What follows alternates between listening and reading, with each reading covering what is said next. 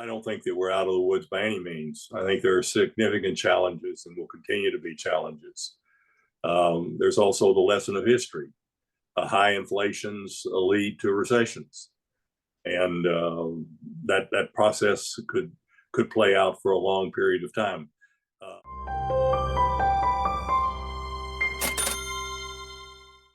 Welcome to Thoughtful Money. I'm its founder and your host, Adam Taggart.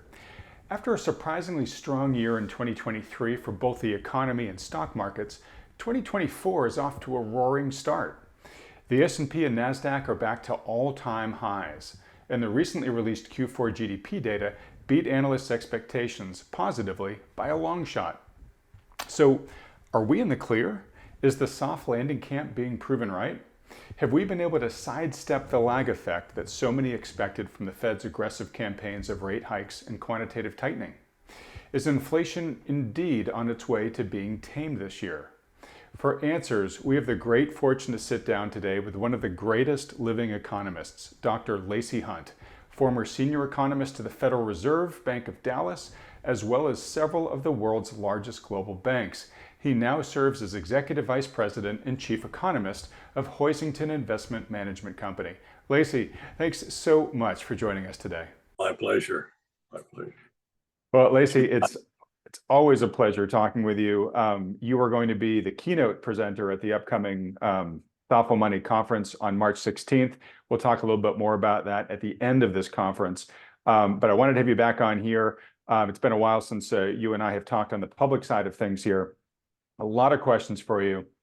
I know you've got some, I'm sure, strong opinions about the questions I just asked there in the intro. But before we get to them, just to set the stage here, let me just ask you a very high-level question, which is, what's your current assessment of the global economy and financial markets? Most of the major economies of the world that are of importance, significant importance, are in recession. That would certainly be the case of Europe, the UK, of Japan. The Chinese situation is clouded by the unreliability of their data, but clearly the Chinese economy is extremely challenged.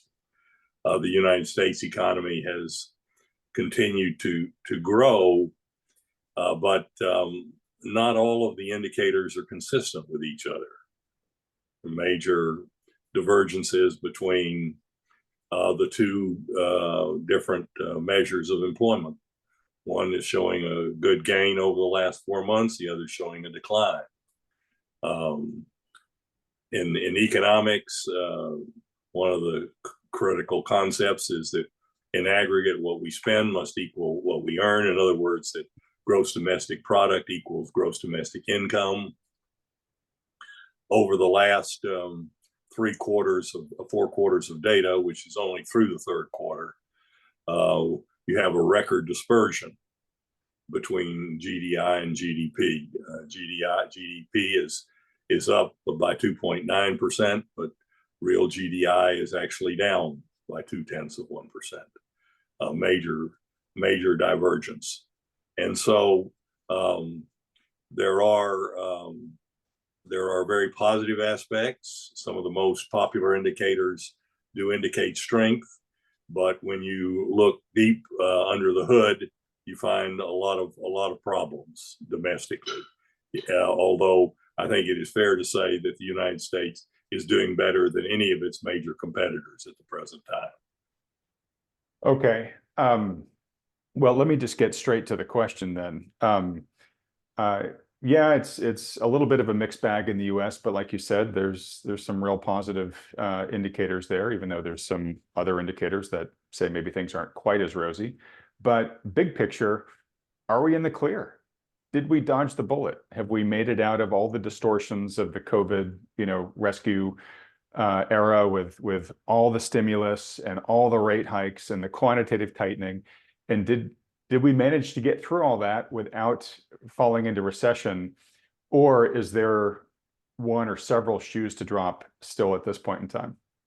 I don't think that we're out of the woods by any means. I think there are significant challenges and will continue to be challenges.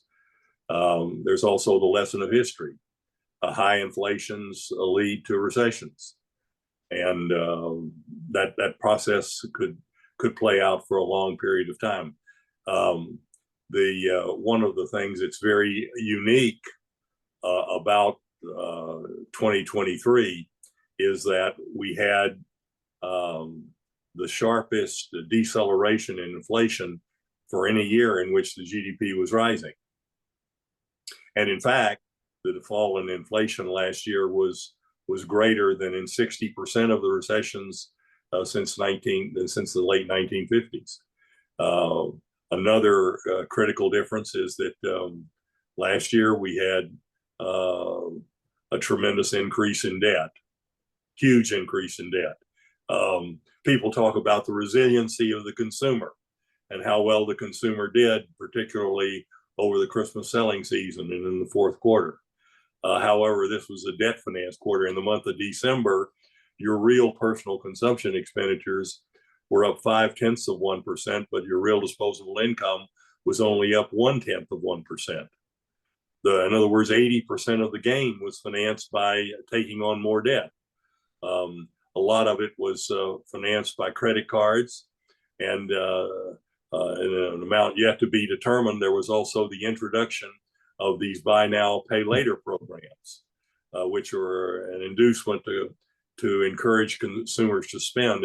And you wonder why, if things are so resilient, the consumer has to be given all of these inducements. But there is a problem, even with even greater problem with the buy now, pay later programs. If one does not meet the payment schedules under buy now, pay later, the interest with the fees jump to something like 25%. Yeah, that's an astounding interest rate, especially at a time when the inflation rate is now rising less than 3%. And in addition to that, the 25% that you pay when you default on your buy now, pay later programs is even significantly greater than the average credit card interest rate, which in November moved to a new all-time peak of over 21.5%. If someone has any understanding of compound interest in the rule of 72, they know that in a very short order, paying interest rates of that level, you're going to pay twice as much as you originally borrowed. Those are very high rates, and especially for households in which the rate of increase in wages is only running about 3.5% annual rate over the last 6 months. So the consumer did spend, but the consumer made themselves in an even more vulnerable area, and that is that they have further undermined the stability of their balance sheet. The personal saving rate in the month of December was a paltry 3.6%. Historically, the personal saving rate is averaged close to 9%. And in fact, we're at the lowest personal saving rate of the last decade. There's just one reading during the pandemic, the height of the pandemic, when personal saving was less than it was in December. And prior to the pandemic, the personal saving rate was 6.8%. So yes, the consumer has continued to spend, but they've been spending well beyond their means, and paying very high interest rates that are made even higher when we take into account the fact that the inflation rate and inflationary expectations are coming down. All right. So is it almost fair to say that the economy is sort of still experiencing a stimulus here, this time not necessarily being funded by the monetary authorities or even the fiscal authorities, even though I know there's a lot of fiscal spending going on, and maybe we'll talk about that in a little bit. But it seems like the consumer is now subsidizing GDP by bringing down its savings rates to, near historic lows, and being willing to finance the difference to keep their lifestyles going at this increasingly expensive revolving debt that's out there. And if that's true, that's got to have some sort of expiration date on it, right? I mean, consumers can't do that forever. They hit basically debt saturation where they either can't afford to take on anymore or they get cut off by their lenders, right? Well, this was the definition of debt, which was given to us by von Bawerk, the famous Austrian economist, a long time ago, is that debt is an increase in current spending in exchange for a decline in future spending. Now, Fisher modified von Bawerk, and he said, unless the debt that you're taking on generates an income stream to repay the principal and interest. Mm-hmm. But if you're buying Christmas gifts or fancier foods for the table over the Christmas selling season, that's not the kind of thing that's going to generate an income stream to repay the principal and interest. And so the consumers have become more vulnerable. And if you give the consumers credit for understanding what they're doing, then the fact that they were willing to go so heavily into debt in the fourth quarter is an indication of the high pressure that consumers are under. And we and all of us are very interested in flows rather than stock. We want to look at the change in the latest time period rather than the absolute level. And one of the consequences of the inflation of the pandemic, which is not going to go away and is going to be with us for years to come, is that during the pandemic, a lot of the things that are critical to a high standard of living, for example, the cost of buying a family home, the cost of buying the family automobile, went to very astronomical levels. What's happening now is the rate of increase is coming down slightly, but the price of homes and cars remain extremely elevated. And neither one of them are very affordable. There are various statistics on automobile availability and the affordability of automobiles, affordability of homes. Some of the home measures indicate that the affordability is at all-time low. There was a recent study by Cox Automotive, which indicated that 61% of our households are basically priced out of the automobile market. So the prices of things which are essential for a enjoyable lifestyle are not really attainable.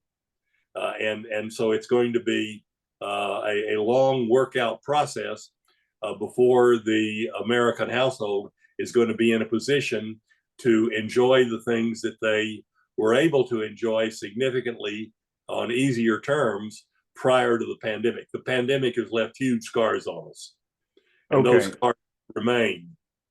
And I'll illustrate that in one other way. If you look at the real median family income, and unfortunately the data is only available through 2022, but we've had 3 consecutive yearly declines in real median income. And we're back to where we were in 2018. And another measure that you can look at is the real weekly earnings of all of our full-time, hourly, and weekly workers or monthly workers. That's 120 million people. And in the 12 quarters of this expansion, from the end of the pandemic to where the latest numbers are, there's been a 2.5% rate of decline. That's 120 million people. And so one of the worst consequences of the pandemic and the high inflation is that it has left the economy with an exacerbated income and wealth divide. You can say that the aggregate figures look okay, but the vast majority of people were terribly harmed by the inflation. Inflation robs almost everyone, but it robs the modest and moderate income households the most. And those effects are out there, and they're not going to go away anytime soon. And to think that somehow that we were unscathed by the inflationary response to the pandemic, in my opinion, is a wrong-headed view. Okay, Lacy, so you have put your finger on something I've been railing about a lot of late on this channel. I think you are an exceptionally good person to have this discussion with, which is really the plight of what I'm going to call the bottom 80%. I feel like I'm even being generous. I think I could ratchet that up to the bottom 90% and it would still be accurate. Um, so I want to dig into kind of what the implications are of this, right? You're basically saying the consumer has been damaged, is scarred by what's gone on here. Those obviously are going to have long-lasting implications. I've got two key questions for you on the impacts. The second of which we're going to push off a little bit in this discussion because I want to get an understanding of what's going on at the corporate and the government level as well before we really get into the big implications here. But first off, we're what, a 2/3 economy that is driven by consumer spending. So you talked about how we've had this explosion in consumer debt, and that debt, by those definitions, is future spending pulled into today. So do you expect there to be a spending drought coming up here at some point in time because we pulled so much future consumption in? Unless there is some way to turn this debt into a accelerated income stream. But the debt went for current consumption. It did not go for investment. Right. It's non-productive debt. It was just in the moment consumption. Debt. Right. And I believe that you can use the production function to understand this. The aggregate production function says that economic output is determined by technology interacting with capital, labor, and natural resources. If you overuse one of those factors of production, such as debt capital, initially the GDP will rise. If you continue to use that one factor, debt capital, the GDP levels out. And you still overuse that factor, you hit diminishing returns. There's a concept given to us by the great British economist David Ricardo. And so we've triggered the law of diminishing returns. But now we have an even more grave situation, because in 2023, on a aggregate basis, the federal budget deficit exceeded all of the private saving and the foreign saving that was contributed to our economy. And now the private saving has a household component and a corporate component. That's only happened 7 times before 2023. All of those were serious economic contractions. 4 were in the Great Depression from 1931 to 1934. And then the other 3 occurred during and immediately after the Great Financial Crisis. So when you have negative net national saving, basically what it means is that the economy is financing consumption by not replacing the value of the capital stock that was depreciated by the various uses. And that's a very has a very deleterious effect that will accumulate over time. And that's where the United States is today. One of the critical concepts in economics is the circular flow, that investment, net of depreciation, must equal aggregate saving, net of depreciation. And so when we have negative net national saving, basically we have not replaced with our current investment all that was needed to cover the decline in the depreciation that occurred during the year. It's a case of eating the seed corn. And so before, the overuse of debt was triggering the law of diminishing returns. And that's a grave situation. But now we have an even more critical situation, because all of the economic the budget deficit absorbed all of the private and foreign saving. And that basically means that the standard of living will continue to decelerate as we go forward in time. I don't know any way for the standard of living to rise unless we're able to increase the capital stock. And to have a capital stock increase, you must have net private saving, net positive saving. Okay, so that does sound pretty grim from an outlook, in the sense that, hey, when you eat your seed corn, when you burn your furniture in the winter to stay warm, you're getting an immediate benefit for a substantially worse future problem. Those problems eventually have your day of reckoning where that can can't be kicked anymore. It sounds like you're worried about that can approaching, and history seems to show every time we've done this, we've had a contraction in the economy. So we've been talking a lot about the consumer here. I want to talk about corporate America and then the government, because what we haven't mentioned yet is if corporate America starts having issues, it may then indeed having to start laying off workers, and that just makes the consumer situation all that much worse. It just brings in that day of reckoning even sooner, I would imagine. Is that true?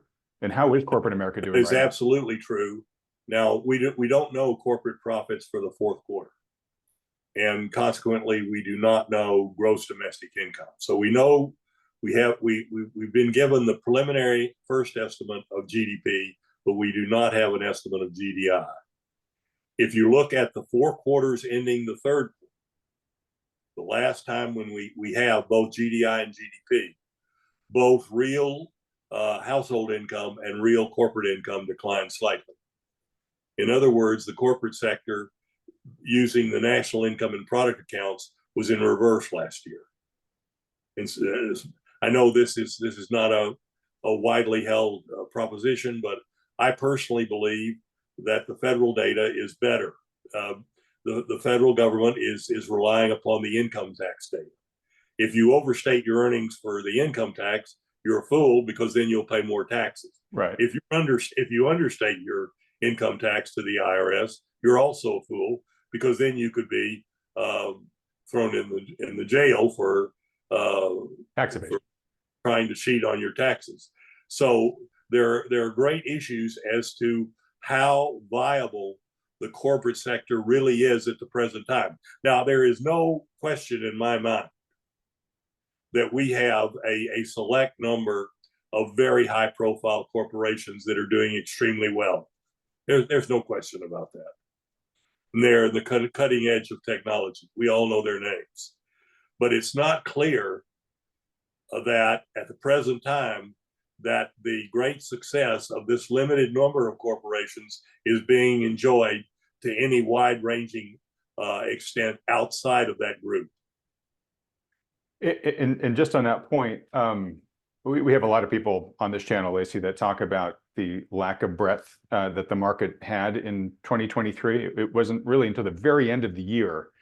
I think like by like November, the beginning of November, all of the gains in the S&P were in those magnificent 7 stocks, and the equal weighted S&P versus the market weighted S&P was still negative for the year. It was only at the very end of the year that it caught up. We're seeing a similar dynamic here at the start of 2024, where most of the market's gains so far this year have been in those top 7.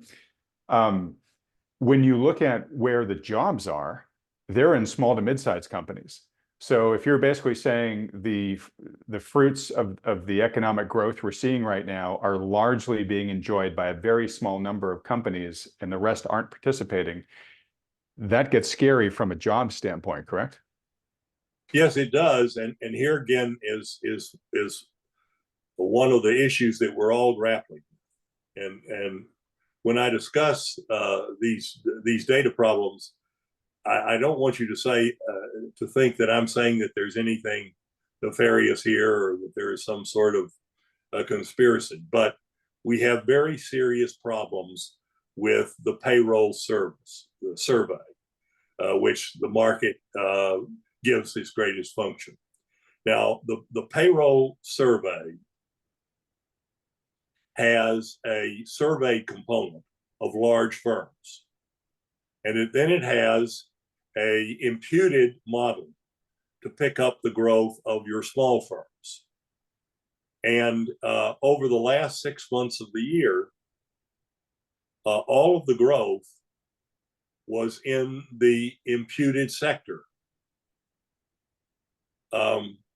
Well, at the same time, the response rate to the federal government of the survey that's sent out to the large firms keeps going down. Well, any statistician will tell you that as surveys become less and less robust, they become less and less reliable. And if you have a survey that has a surveyed component that's becoming less reliable and a imputed component which is dominant, that there is reason to believe that the data may not be an appropriate indication of the true condition of things. Mm-hmm.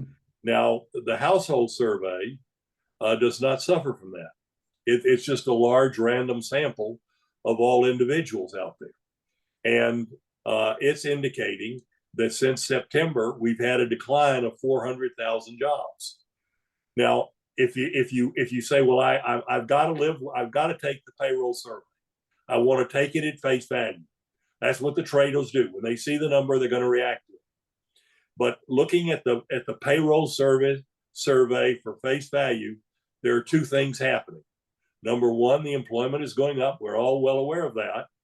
But these large firms are saying at the same time that they're reducing the average work week. Mm-hmm. They're hiring workers, but they're making everyone work shorter hours. In fact, the average work week was as high as 35 hours. It's now down to 34.3 hours. Since September, the gain in payroll employment in job equivalents has been completely negated by a decline in the work week. And the index of aggregate hours in the payroll survey is basically unchanged. And so the fact of the matter is the labor market data is far more mixed than is generally believed. And frankly, it's almost impossible to know which of these conflicting factors is the most reliable. Good point. Certainly makes it challenging too for the central planning authorities, right?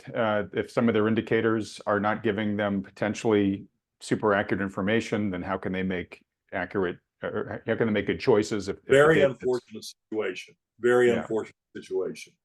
So, Lacy, the last time that I saw you in person, I came out and visited you in Austin, which was wonderful, by the way. Definitely one of my highlights over the past couple of years. And they were building several new, really large skyscrapers that were being built for and paid for by a few of those Magnificent Seven stocks that we just mentioned. What's the status of those right now? I remember at the time thinking, my God, things are just exploding here in Austin. How are they going to fill these buildings? And then, of course, Austin fell into kind of a real estate freeze there. But I believe I've heard that either construction might have stopped on some of those, or they're sitting empty. Maybe that's right, maybe that's wrong. I don't know. What do you see there? Some of them have been mothballed.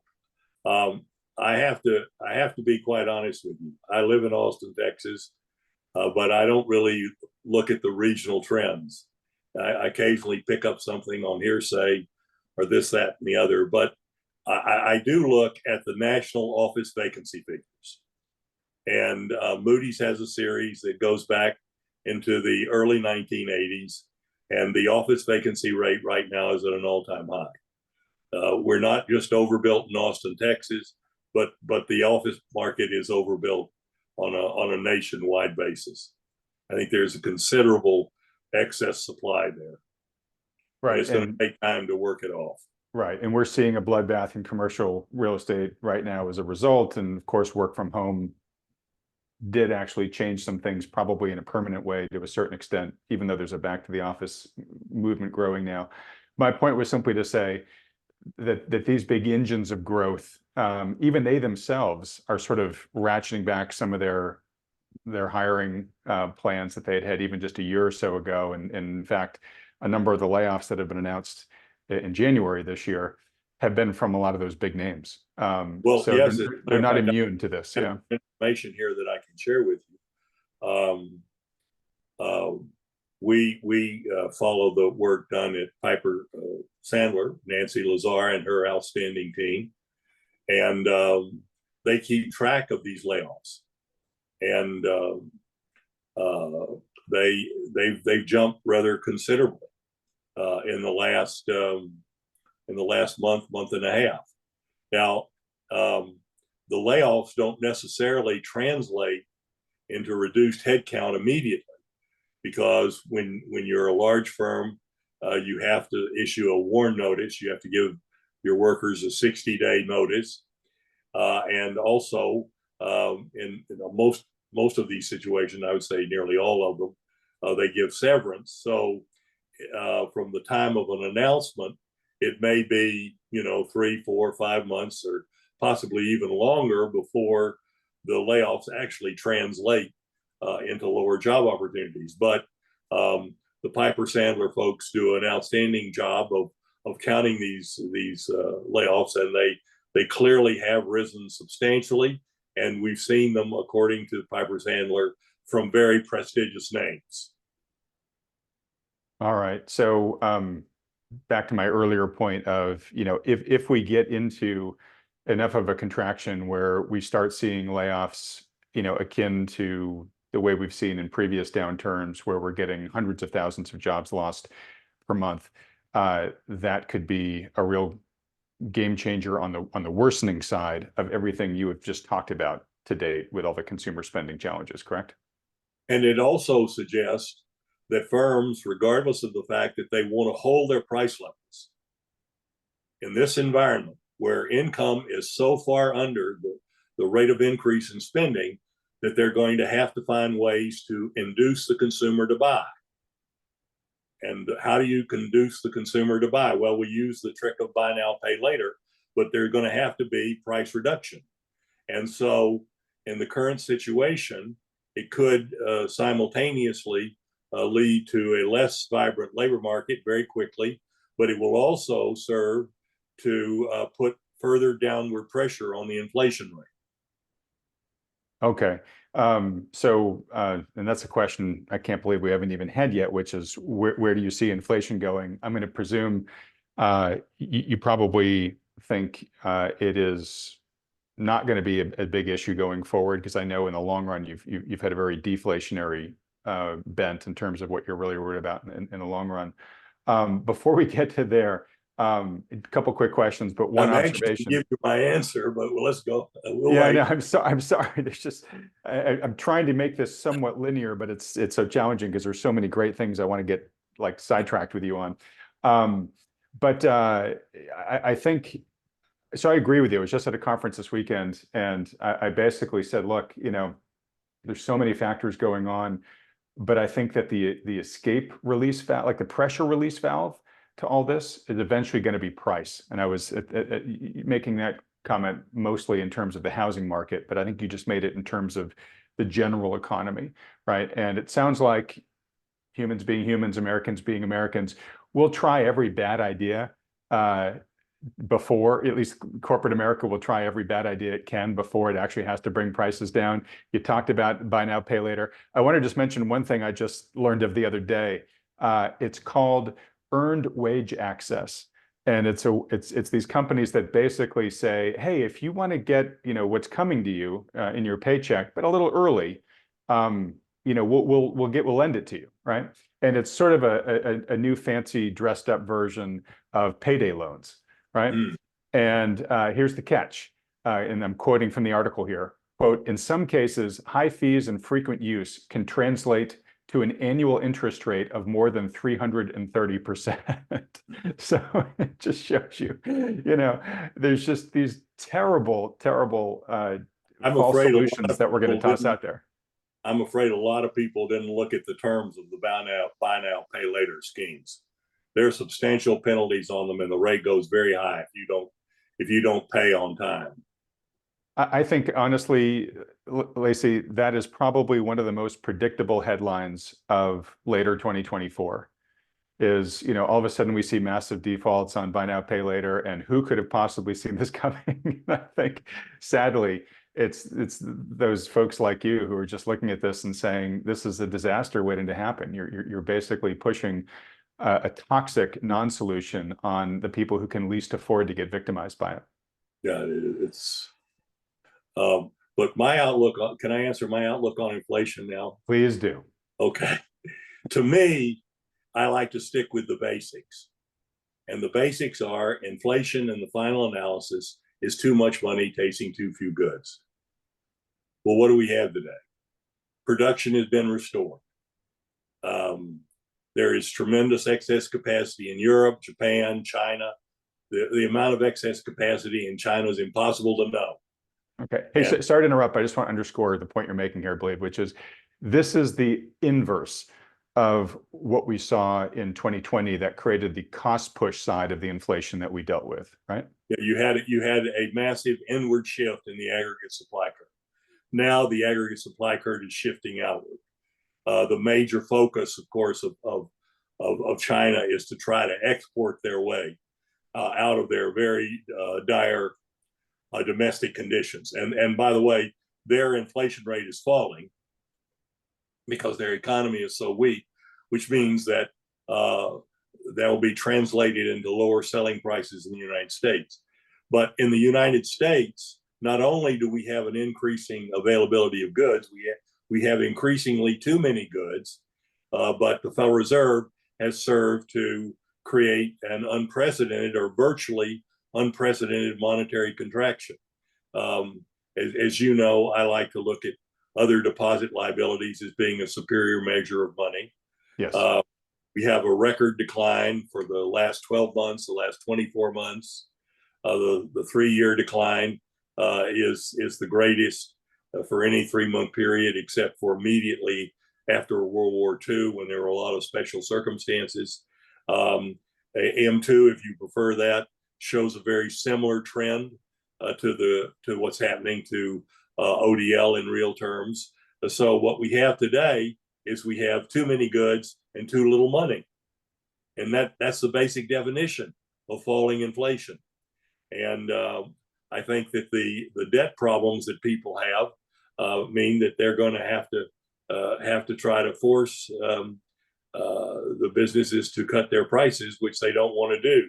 But the longer they try to hold prices, the more protracted this imbalance between affordability of critical items to the standard of living and their purchase price will continue to persist. All right. So you said we're now in an era where we have too much production and too little money. And I just want to add one other element that we talked about earlier, where it sounds like you're worried about too little demand going forward, right? I think the fact that you have to add all these inducements to try to get people to spend is an indication that the consumer is not in good shape.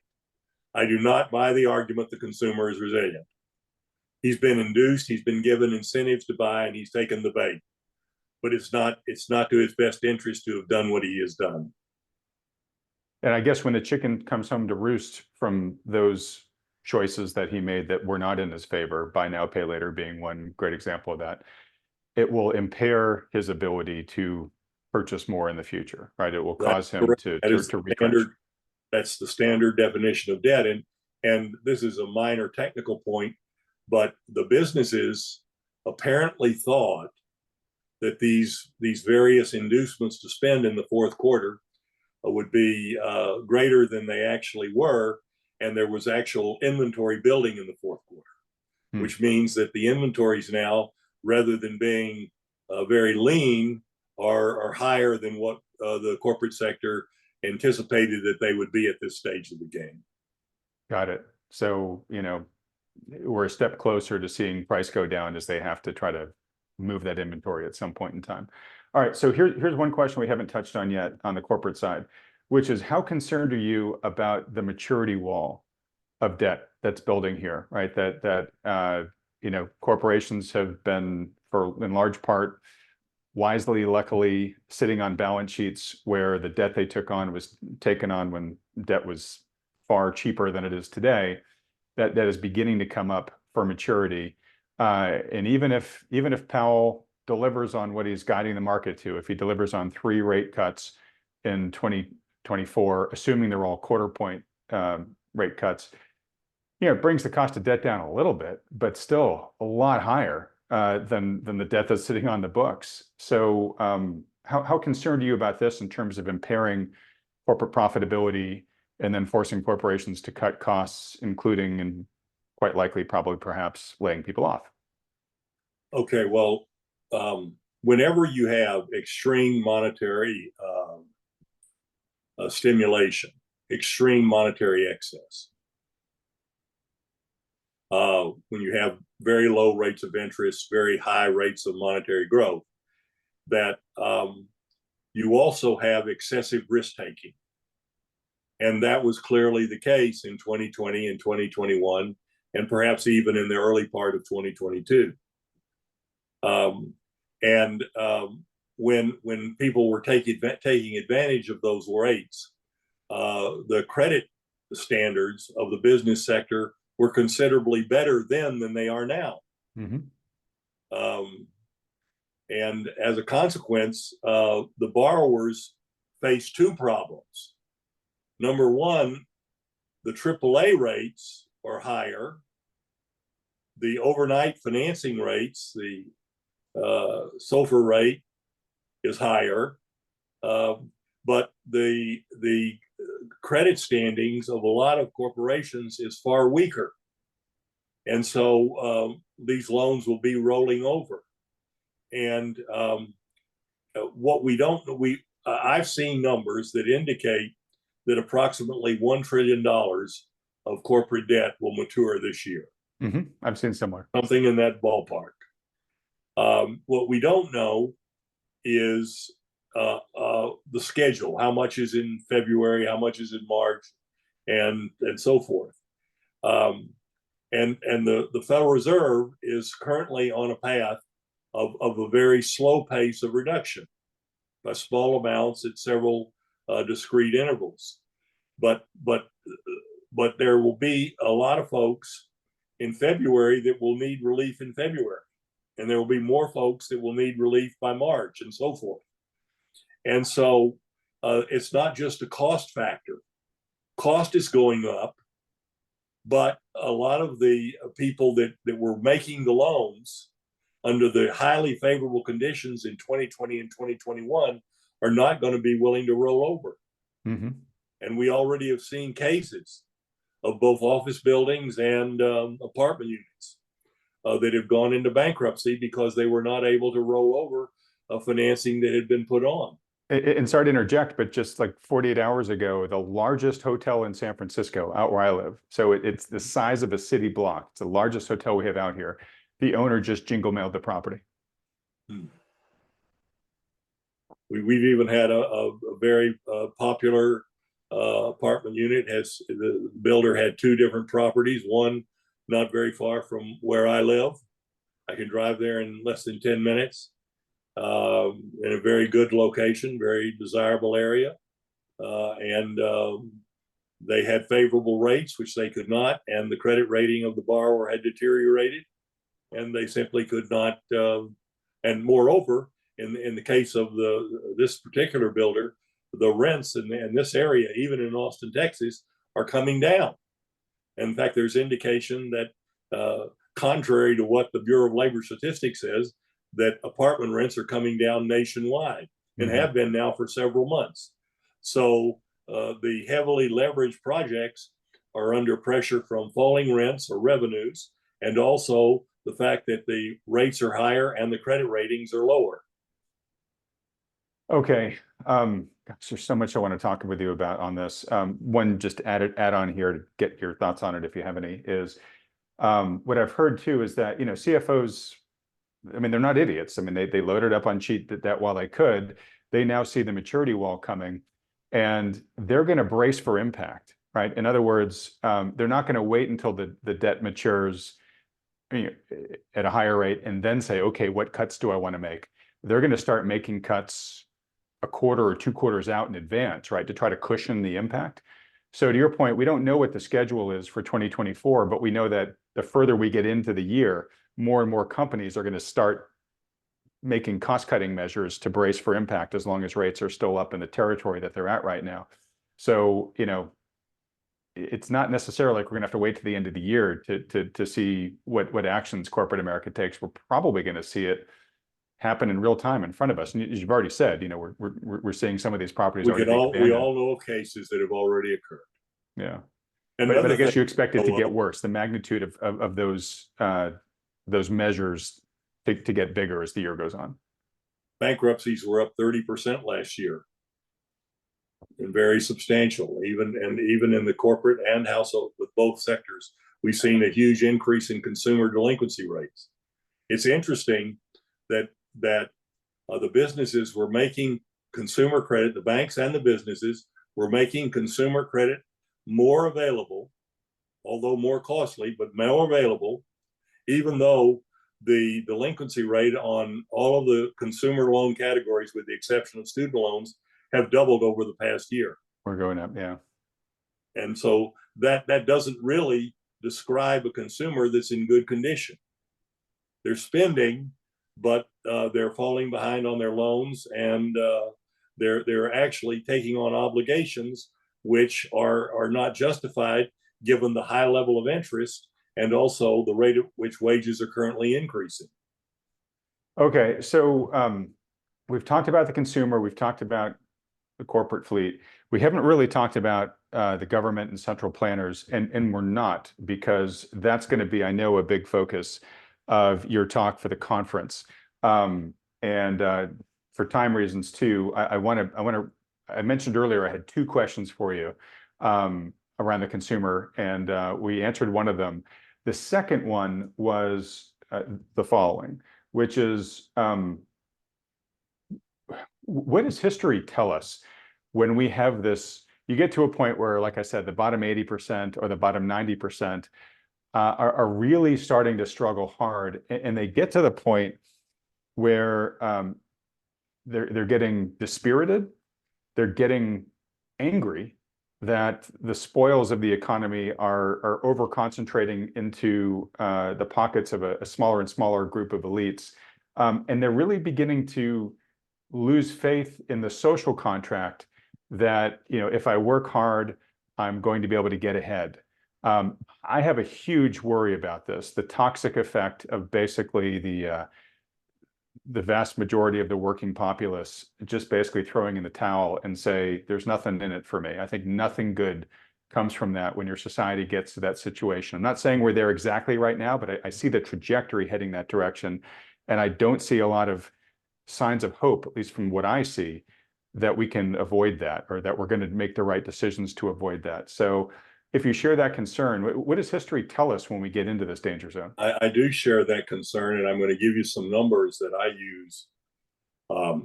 The critical thing is real per capita economic activity. And what I do is I take the average of GDI and GDP. And you have to do that in the current situation because they're at wide variance. They're equivalent concepts, they're 100% equal, but they are not in the way in which the data is captured. Now, using the average of income and spending, in the 20 years prior to 1970, we grew at 2.2% per annum, in real per capita terms. In the last 20 years, we're growing at 0.9% per annum. So we have lost more than 60% of the rate of growth in per capita income. In other words, we've lost 1.3% per annum over the last 20 years. Now, what history teaches us is that when the rate of real per capita economic activity comes down, what it does is it exacerbates the income and wealth divides. Now, keep in mind what has been happening during that time. The degree of monetary and fiscal operation has become more extreme, larger and more extreme. We have higher levels of debt than we've ever had. We've had more significant swings in monetary growth and credit growth than we've ever seen, or the opposite side, which is debt. Unfortunately, I think when you stand back and look at the picture, what monetary and fiscal policy are supposed to modulate the business cycle. In other words, to make it less severe. But what the evidence is showing is that the monetary and fiscal policy is making the extremes greater. And in the midst of having greater and greater extremes, the overall performance in the economy is coming down. Now, if you go back to 1970, the average in real terms of real per capita income and GDP was roughly 66,000. If we had stayed on our trajectory of 2.2% growth that we had held in the last 20 years, right now we would be at about $76,750,000, but we're only at $66,000. Mm. You see, the percent changes may be small in any individual year, but they're accumulating over time. And so the monetary and fiscal policies are coming to the rescue, but they are not lifting the performance of the economy. They're interfering with the performance of the economy. And the net result is, one of the sidebars is that when the Federal Reserve engages in financial repression, what they do is they hold down the interest rate of the asset that the majority of our people hold in order to finance speculation of the high rollers.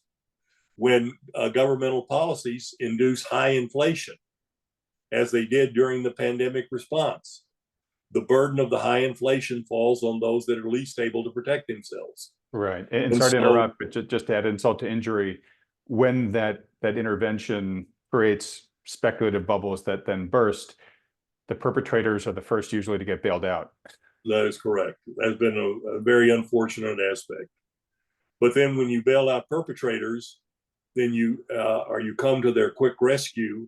You then take away from the system two of the important things that make the free market system work well. One of them is moral hazard, and the other is what the great economist Joseph Schumpeter called creative destruction. You have to have this constant. You have to attach risk and reward, and people cannot assume that if they take extreme risk that that they will benefit, but if they take extreme risk and lose, they will still be all right because the system will bail them out. You do not have moral hazard. So in this type of environment, you take away two of the most essential elements of the free market system: moral hazard and creative destruction. And the consequence is that the rise in the standard of living is slowed dramatically. And that's a very unfortunate event, and I don't think it's good for the vast majority of our people. Well, I definitely don't either. And I'm going to ask you to speculate here, Lacy, so this isn't a very fair question. When you look out ahead the next couple of decades, do you see us continuing this trajectory? I'm going to guess you probably do, but correct me if that's wrong. But I'm curious, if you do you see it as just a continued slow grind downwards, ever downwards in the future prosperity prospects for the masses? Or do you see it getting to some breaking point where, because we've distorted the system by removing some of these key elements, like you mentioned, the system just sort of breaks under itself? And I'm sure that would be a very painful moment, an event, but maybe, just maybe, that opens the door to do things better going forward, and we come out of that to some better tomorrow. Which of those two trajectories do you think is more likely? Well, that's an impossible question, but here I described to you earlier that we have a situation of negative net national saving, which is untenable. You're not going to raise the standard of living if that persists. Now, there are fiscal policy solutions, but they're not even under discussion. Moreover, they would be contentious. And because the standard of living growth is falling and the income and wealth divides are exacerbating, there's increasingly less goodwill. And So fiscal policy is largely out of the regime. Well, you say, well, monetary policy can come to the rescue. Well, if you have negative net national saving, the Federal Reserve can act. It can accelerate money supply growth. But to cover a deficit of net national saving, you can't cover that by printing money. You have to have resources to cover it. In other words, someone has to push back from the dinner table. And so at the present time, there is basically no agenda that I can see anywhere on the national level to alter this trajectory. And so the standard of living will continue to crawl lower. There will be, the trend line is downward. We will have intermittent spurts. The business cycle is not repealed, contrary to former views. There will be times when we have brief revival due to a variety of courses, but these trends are going to be set in place for a long time. All right. One last question on this before we start wrapping things up, which is, have we made it even worse by introducing in this last round of stimulus, fiscal stimulus directly to households, where, part of what could make things better is the populace standing up and saying, hey, we want you guys to be more fiscally responsible. But now that the populace has gotten a taste of, oh, when times are tight for me, I can get a check directly from the government, we very well may have the populace asking for that type of solution versus the discipline that's needed.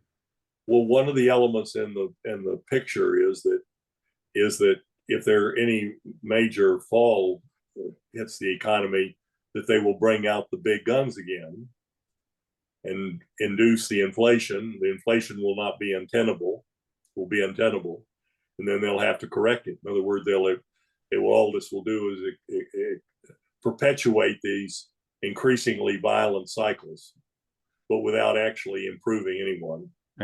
Yeah. Okay.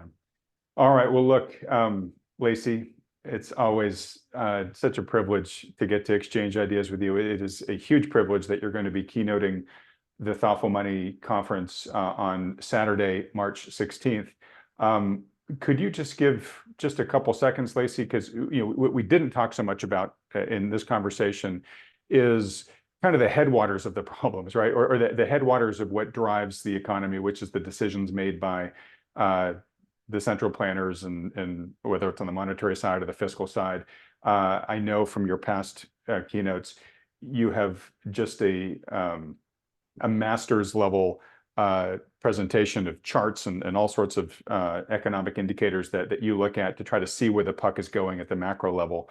Can you just give folks 20 seconds of what to expect from you at the conference? Well, I'm basically going to connect the two critical factors that explain why being in a net negative national saving posture is going to perpetuate the growth, the falling growth in the standard of living. And so bring your thinking caps. The production function is a universal concept, and so is the circular flow. I'm going to connect them, and I'll be glad to hear what your investors attending the summit have to say, and hopefully we'll be able to answer all their questions. Great. And to that point, you will be able to hear what they have to say, because, folks, there will be a live Q&A. So Lacy will give his presentation and then has generously agreed to stick around for about a half hour's worth of Q&A. So if that sounds of interest to you folks, go to thoughtfulmoney.com/conference to learn more about the conference and register for it. And if you register for it now, you lock in the early bird price discount. All right, Lacy, we're just about done here. I've got one last question for you, which is, we've been talking all about issues of money and financial benefit or detriment. I'd like to ask you a question I've been asking a lot of my recent speakers here. What's one non-money related investment or behavior that you would encourage people to adopt in their lives? If they want to live a wealthy life. Yes, money is an important part of it, but it's not everything in life. I think there's two things that I would say.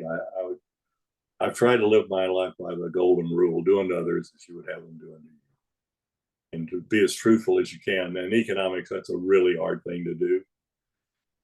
because we're looking at models and how models behave. And but the objective is to be as forthright as possible. The other piece of advice that I would give people is to keep in mind that economics is a science. It's not as precise by any means as physics and chemistry, and but it is nevertheless a science. And since it is a science, and we can formulate hypotheses, we can test the hypothesis, we can determine whether the hypothesis is true or untrue or indeterminate. That one of the important things to know about economics is that you have to stay abreast of this scientific evolution. What we know today is not what we will know in the years to come. Let me just give you a brief example. When Adam Smith wrote The Wealth of Nations in 1776, the founding book of our profession, he said price was determined by labor input. But that's not correct. We know it's not correct. Price is determined by the intersection of demand and supply. But Smith writes in 1776 that price is labor content.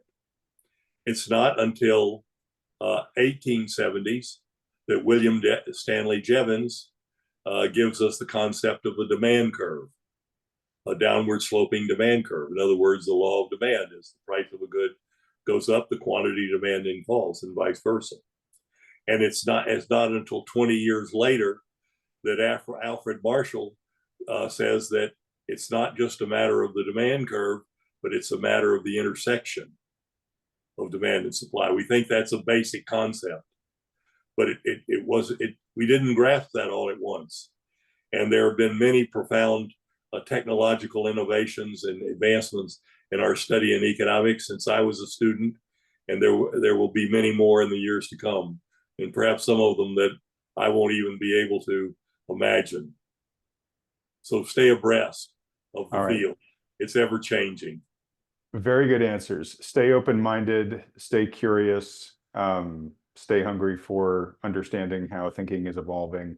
And then in addition to all that, be truthful, be forthright, practice the golden rule. I got to say, Lacy, too, others might have picked up on this, but in your home office there, you have sort of like a cupola above your window there, and it forms almost this kind of halo around your head.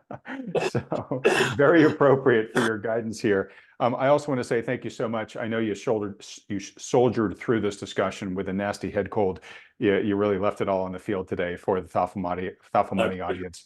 So thank you so much. Good luck to you, and we'll see you in March. All right, we'll see you on the 16th of March. Thanks so much, Lacy. Bye-bye. All right, well, now's the time on the program where we bring in the lead partners from New Harbor Financial, one of the endorsed financial advisory firms by Thoughtful Money. I'm joined as usual by lead partners Mike Preston and John Lodra. Gentlemen, love to hear any reaction you have to that fantastic discussion with Lacy, and then we can talk, perhaps, if you've got a few minutes, about what the markets have been up to since you guys were last on. Mike, why don't we start with you?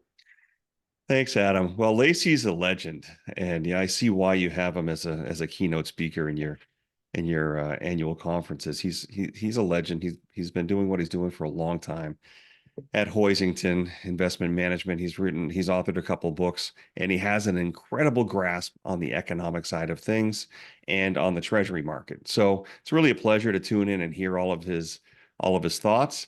I'd like to just recap. There's 4 or 5 things that I thought stood out to me, and maybe it'll help your viewers kind of assimilate what he talked about. First of all, to your first question about the worldwide economy, Lacy said most major economies are in recession. GDP, even though it was up 2.9% recently, is contrasted to gross domestic income, which is really weak. And really, it's consumers that drive the economy, in that the majority of GDP generally is consumers spending money, or more than 50%, I think. I think you might have said more like 70%, if I remember. But it's a key part of the economy. And gross domestic income is flat to down, and has been for a while. High inflation always leads to recession. We have an inverted yield curve. The 210 inversion is somewhat like it's 0.3% or 30 basis points. It got as high as 1%. That yield curve is close to uninverting. That's another sign of recession. But high inflation always leads to recession. Lacy was pretty clear to point that out. And we saw incredibly historic inflation post-COVID. It pushed up the prices of cars and homes. He pointed out in his talk, these prices stay pretty sticky. They haven't come off yet. It's pretty surprising to us. We've seen used car sales prices come down a little bit, but homes have stayed really sticky. And this is the problem with inflation, is that it's not equal for everybody. It really hurts the low and middle income earners more than the high income earners. That makes sense because the low and middle income earners are using most of their income just to live. The high income earners have lots of extra, even if things cost more for the basics. So it's not really fair. Sorry, but they also have assets that can benefit from inflation, or at least be protected from inflation. They own assets that generate rents that can be adjusted upwards with inflation, for example, or they own hard assets that tend to hold their purchasing power more, where a lot of the middle class and lower classes, they don't have that shielding. All they get to feel is the impact of the rising costs. Absolutely. Absolutely. You know, Lacy said that monetary, and these, I think his words, monetary intervention is interfering with the economy. And inflation, like you just said, it kind of holds down the assets that people own, and it rises the assets of speculators. So it's not really fair. It's been happening since 2008, probably before, but it really has gone into hyperdrive ever since. Lastly, you know, Lacy said that the standard of living is not going up for most people. It's actually going down. I think that you can take a look at this in charts, even on the St. Louis Fed website. There's charts about the different quartiles or deciles. The share of total income has been going down for mid to lower earners, and it's gone vertical for high earners, and that's been going on for more than 10 years. So really the punchline is that a reduction in standard of living for the masses has been happening ever so slowly. And unfortunately, if the recession actually hits and assets are take a big dive and the stock market crashes, it will disproportionately hurt those that kind of stayed out of this ride. So it's nobody knows the solution. All we can really do is talk about it here every week and point it out and say it's not a great system. And there's very little that the individual can do except to reduce risk and pay off debt, raise some cash, buy some real assets, gold and silver, real estate, if you can find real estate that's not overvalued. So I think I'll pause there, but basically those are my takeaways. It's a system that is broken. It's pushed to the limit. It's scary. And all we can do is kind of simplify our lives and be careful. Good summary, Mike. A few things I just want to pull out on there. One, Lacy said, look, when I asked, hey, the top economists, the Janet Yellens of the world, are saying, hey, it's going to be a great year, 2024, right? Everyone's calling for soft landing or no landing. That's the big debate. You've got the GDP number that came in hot. Harder than expected. The official jobs number is still low, or unemployment rate is still low. Inflation is trending downwards. So there's a lot of people beginning to take a victory lap, kind of on the mainstream economist side. Lacy is saying, no, we're not out of the woods yet. In fact, for all the reasons you just mentioned, Mike, he's expecting the economy to go into contraction. There was one other important indicator that wasn't on your list. I just want to flag here for folks, where he said, we're in the only 8th time since 1929 where the country has a negative national savings rate. And every single time prior to now, that has preceded a recession or contraction of the economy. So something would have to be very different this time for that not to be the case again. So anyways, he's just basically saying, hey, folks, don't get caught up in the FOMO that's going on right now in the markets, and don't get lulled by the headlines that are, comforting and cheering what's going on. This is probably a time where you got to be, sort of skeptical and defensive. One of the things I want to say about Lacy in particular, he's a great man, obviously comes across to anybody that just watched the interview we just did. But I get to talk with Lacy from time to time, and we have deep talks about what Lacy got into today, which is, most economists, they sort of their academics. They sort of live in their ivory tower of equations, and they just sort of look at the world if it's this perfect system, and you just like to fall in love in their models. Lacy actually really cares about regular people, and it came out, really clearly in today's discussion, which you don't really hear many economists willing to do, is saying, hey, look, like what we've got going on here is not healthy from a social perspective.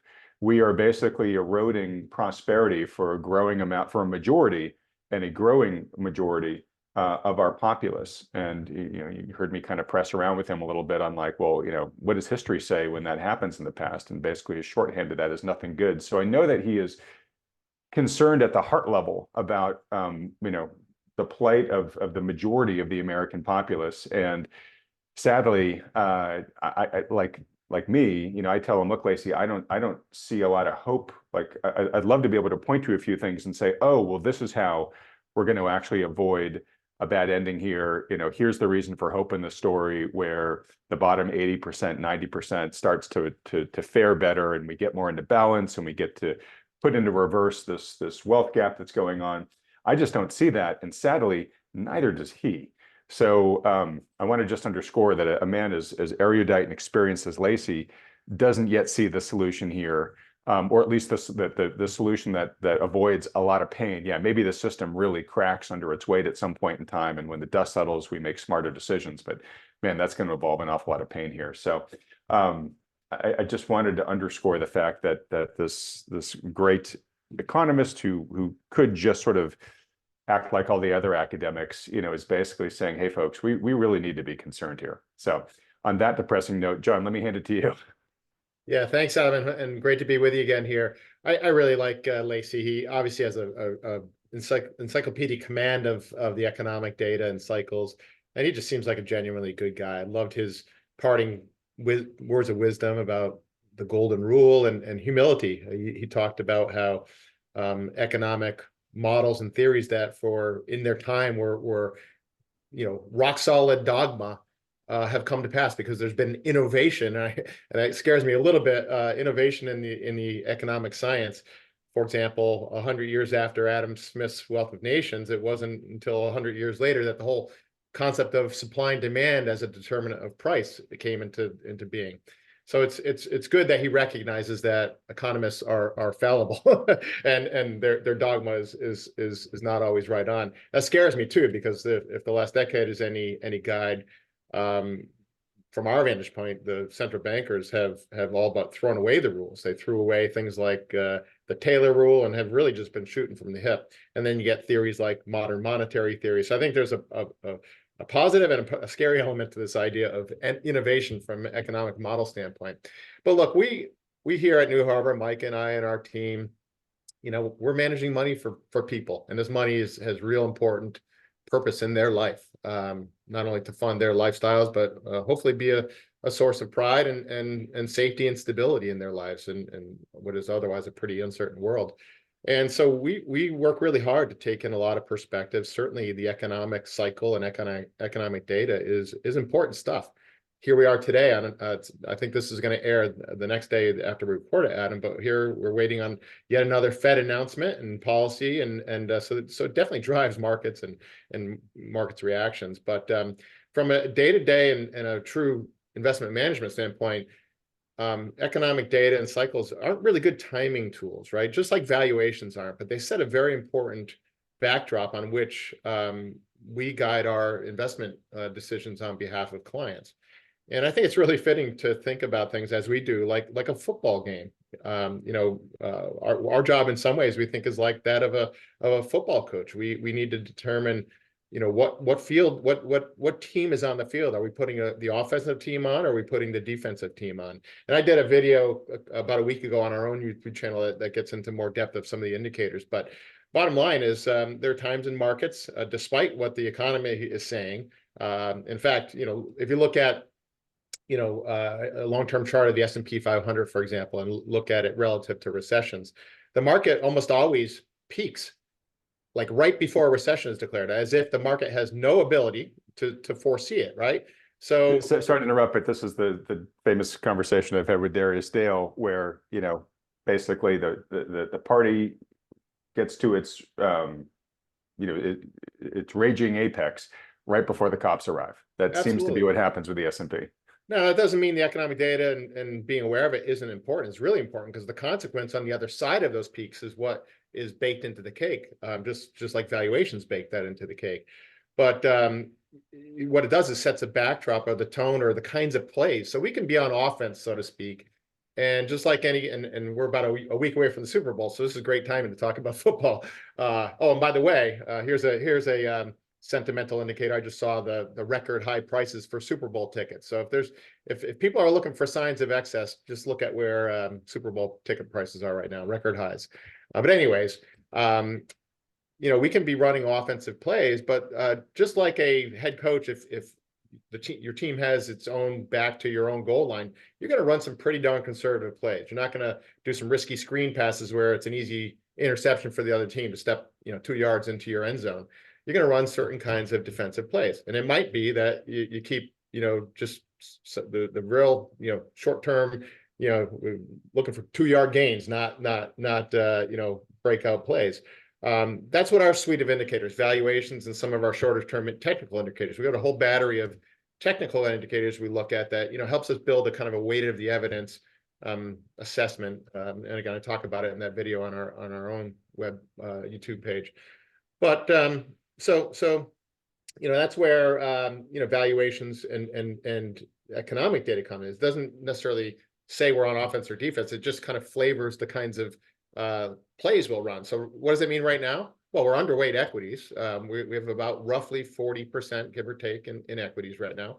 But we have almost all of that hedged in some way, either through some put options or call options, because we do think, even though the short-term indicators are suggesting we're on offense, there is, you know, it's a high-risk environment to be running offense. So we're playing it safe by having underweight equities, and what we do have is in areas that are showing relative strength and hedging, and we'll call the plays as things evolve.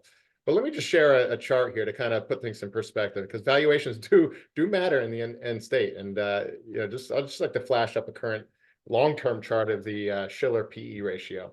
You know, here we are, beginning of January of this year, almost 33. You go back all of history to the late 1800s. There are only a couple times in history: the Great Depression, right before the Great Depression. Which is where we are right now. Yeah, so we're on par, and even if you know, obviously the tech bubble here was quite a bit higher, but if you adjust for things like corporate margins and assume kind of reliable mean reversion that has always over long-term periods happened, these are actually quite close to each other in terms of margin adjusted valuations. Right here is where the tech bubble, I mean, the housing bubble emanated from. So we can have major declines in the market from much lower valuations.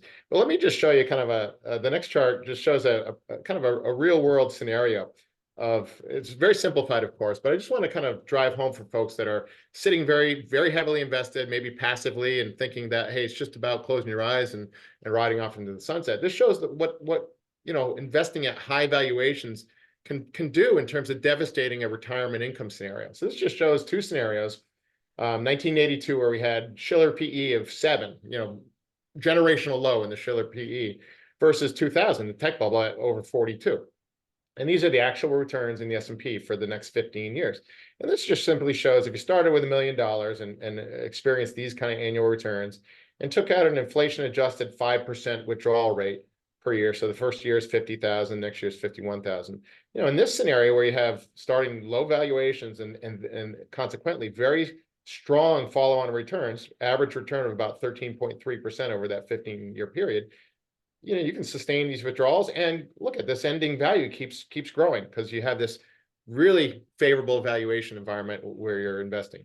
Contrast that with the year 2000, where you had extremely high valuations and, you know, very poor returns right out of the gate, and that's where negative returns emanate from. Not to the day, but they come from areas of overvaluation like we're in right now. And vastly different picture. Average return of about 4.1%, but more devastatingly, this same withdrawal scenario ends up running out of money. And this is a very simplified example of why the stakes are so high. So I'll stop sharing here. And it's just a call of caution. This economic data, the valuation data is important to even if you're running office, do it very defensively, if I could use that kind of paradoxical statement. And that's what we're trying to do for clients right now. So I guess I'll just pause there. I really like that chart you just put up there, John, because as you like to tell us, people don't retire for a year, they retire for the rest of their lives. And so a huge question you have to ask yourself if you're building wealth to fund, say, a retirement is, okay, how long is that money going to be available to me? And that's a function of how much you've saved up before you decide to retire, but it's also a function of the environment that you retire in, right? And based on your earlier chart, with Case-Shiller there, it's hard to argue that we're not in one of the most richly valued moments for financial assets, right, in history. And so we got to be very cautious of that. So if you're thinking about retiring anytime soon, you really got to take the lesson of your chart into account, which is to say, hey, if the future plays out anyway like history did, am I in danger of running out of my wealth I'm counting on sooner than I'm expecting, right? Yeah, and a special call to action for folks who have accounts that they don't think about often, old retirement accounts. It's common to get busy with life and forget about things, and maybe they're 100% in stocks and you don't really want them to be. This is a great time to be thinking about taking a checkup of those kinds of accounts that maybe are out of your mind on a daily basis. Good point. And I just want to go back to your football analogy for a second, because as people start doing well, you get more comfortable. Right. And I'm sure there's a lot of people that are looking at their account balances now versus, say, 6 months ago and saying, oh, hey, I dodged a bullet, doing pretty well now, less worried about the future. Maybe if I'm getting really excited because my stocks have been on a tear the past couple of months. Right. I just want to give them the example of what just happened to the Lions. I live out in the San Francisco Bay Area. They were playing the 49ers this weekend. And early in the game, the Lions actually got a commanding lead, and it seemed like they had the game in the bag. And you could see as the 49ers started coming back and chopping away at that lead, it was almost a sense of disbelief that, like, well, surely this can't happen. We had such a great lead. We were so strong out of the gate. The Niners were crushed, and eventually the Niners ended up winning the game, right? Disaster for Detroit. Again, it was like their eyes couldn't believe what they were seeing on the field. Sometimes the same thing can happen in investing. In fact, it probably happens a lot more in investing, where you feel like you're in great shape because your stocks just went on a great run. You make your plans based on that. Then all of a sudden, market fundamentals express themselves. The game suddenly changes, and people lose a lot more money a lot faster than they expect. And obviously, the whole reason why we have these videos and we have the financial advisors on here is to keep folks grounded and hopefully help folks diminish their potential vulnerability to that happening. But you're nodding as I'm saying this, John. Yep, great analogy, Adam. Thank you. All right. Well, look, we got to wrap things up here. John, you mentioned that on the day we're recording here, the FOMC announcement will be released, and then Fed Chair Jerome Powell will get out and have his press conference, and the world will watch every word he says with bated breath. We'll comment on that next week when you guys are back on. I just want to remind folks, or let folks know, that later on the day that this is launching, so Thursday, if you're watching this Thursday morning, we'll be having Axel Merk on the program, Fed watcher Axel Merk. He'll be giving his real-time response to the FOMC announcement and to Powell's presser. Premium subscribers to my Substack will be able to watch that live and ask questions to Axel. If you're not a premium subscriber, we'll be making that video available to the general public. That's going to happen on this coming Tuesday. So little perk for the premium guys, but if you don't want to become a premium, don't worry, you'll still get to see it within about 5 or 6 days. All right, John and Mike too, I just want to thank you guys in advance because you will be riding shotgun with me at the upcoming Thoughtful Money Conference. That'll be on March 16th, 2024. Just want to remind folks that tickets are now available for sale for that conference. Go to thoughtfulmoney.com/conference. You can find out more information about the event there and then register. If you respond quickly, you'll be able to lock in the early bird price discount. And again, another perk for premium subscribers to our Substack is you'll get an additional $50 off that lowest early bird price discount. Just a quick reminder, we've got Lacy doing the keynote for that, but we also have, and I'm doing this from memory, so forgive me if I forget some people. We've got Michael Pinto presenting. We've got Stephanie Pomboy. We've got Ted Oakley. We've got Danielle DiMartino Booth. We've got Brent Johnson. We've got Tom McClellan. We've got Matt Peipenberg. And then we've got all of our usual cast of characters on the financial advisory side of things. That's Mike and John. That's Lance Roberts, and Michael Leibowitz will be there to present on bonds. For Canadians, we'll have Jonathan Wellham. And there's still several other presenters yet to be announced. But as you can tell from that list, folks, it's already going to be a phenomenal event. So if interested, again, go to thoughtfulmoney.com/conference and lock in that early bird price discount. Well, folks, if you have enjoyed this conversation with Lacy, would love to see him come back on the program and enjoy these recaps with John and Mike every week. Please vote your support for all that by hitting the like button, then clicking on the red subscribe button below, as well as that little bell icon right next to it. Mike, I'll let you have the last word here. Just want to say thank you for another great session, Adam. We always enjoy these. And thank you for your viewers who continue to reach out to us through your website, thoughtfulmoney.com. And we talk to a lot of them, and happy to do so, answer questions, do portfolio reviews, and very happy to be in that place. So thank you. Thanks for reminding me of that. I forgot to mention that. I'm out of practice because it's been so long. But yes, for those that haven't yet heard, we have reactivated the free consultations with Thoughtful Money's endorsed financial advisors like John and Mike with New Harbor, and Lance at RIA, and Jonathan Wellham at Rocklink. So in this type of environment, Lacy did a great job of explaining all the challenges that he sees lying ahead. It's really hard for the average person to figure out how to navigate all this. We highly recommend that you work with a good professional financial advisor who's in good standing with the regulatory authorities. That is a subset of the universe in and of itself. But then we highly recommend you work with one that takes into account all the macro issues that Lacy and I talked about, all the other guests on this channel and I talk about. When you add that requirement, the universe really, really shrinks.